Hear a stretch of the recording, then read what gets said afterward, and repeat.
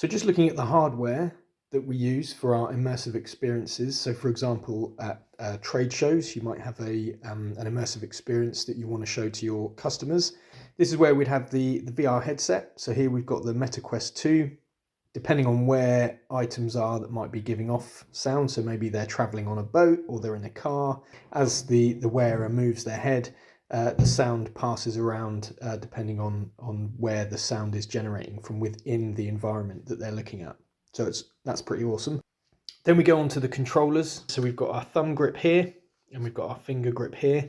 We've also got these motion sensor ring here, which allows for movement to be picked up by the controller as well within this area.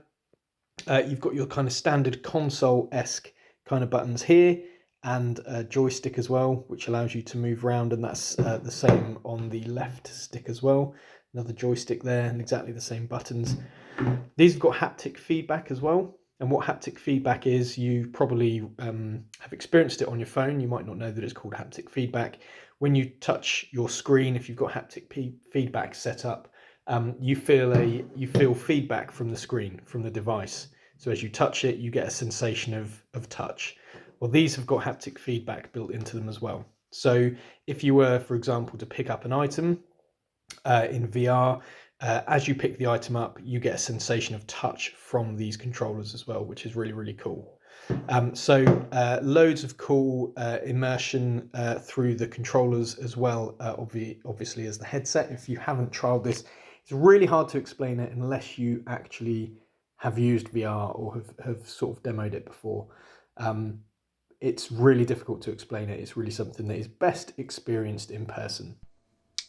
But let's give that a little try now and put our headset on. Here we are in a VR test environment.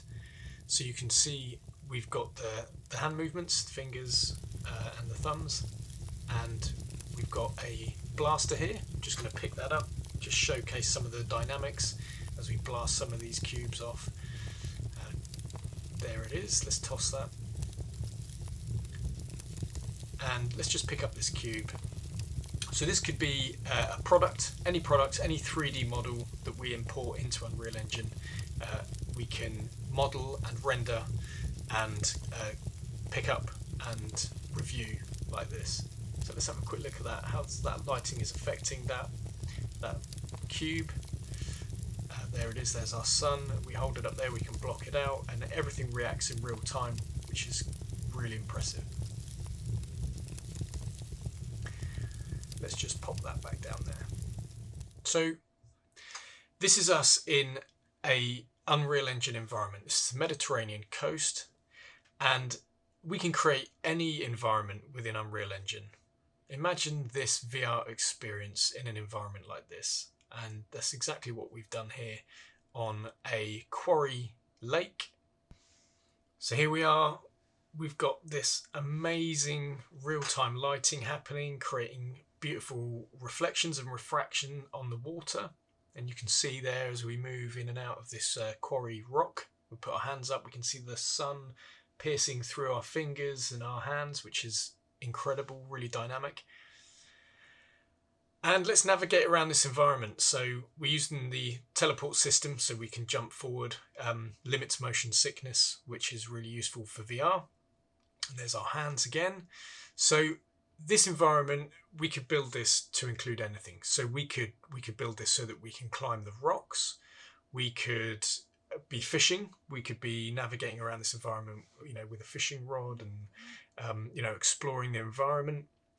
This is just one example of a space that we can create. We've got these beautiful photorealistic rock meshes, and just this gorgeous looking water with all this light reflecting off of it.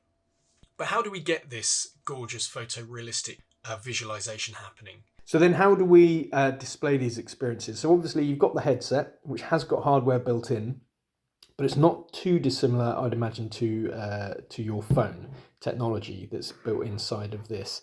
So how do we get those kind of photorealistic environments and visuals displayed for your audience to experience on the headset? So essentially we bypass the headset completely, and use in terms of powering and using the hardware as such, and use it purely as a kind of display device, and obviously a VR, a wearable VR device. The hardware that powers the visuals is done through a high-end gaming laptop, like this laptop here.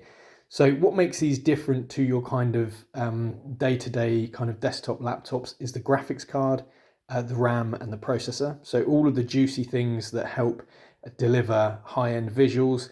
Gaming laptops come packed to the brim with those. So these have RTX 40 series graphics cards, which are the newest version of the NVIDIA RTX graphics. So these are really, really high-end cards that are in these devices. Obviously, the higher end the laptop, the more expensive the kind of delivery system for that. But this is essentially what powers the experience. So we build our experiences on Unreal Engine, and we provide the Unreal Engine software built in, pre-installed on the laptops, which then power and link directly to the headset via Quest Link.